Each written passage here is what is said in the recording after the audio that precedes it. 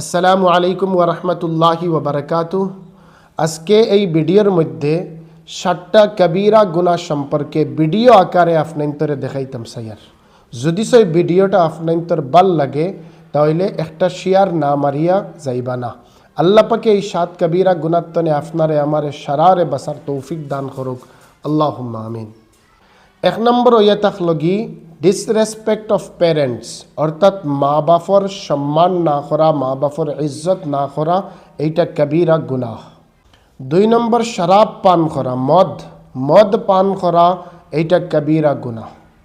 3 নম্বর ইয়া তাখলগি নামাজ না পড়া, নামাজ ছাড়িয়ে দেবা, এইটা ইয়া তাখলগি সবতনে বড় কবিরা গুনাহ।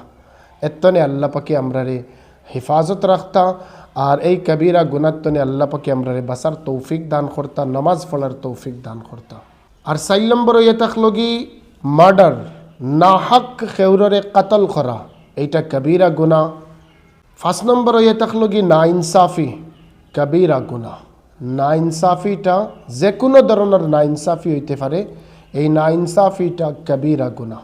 6 নম্বর ইয়া তাখলগি সুদ খাওয়া, এইটা কবিরা গুনাহ।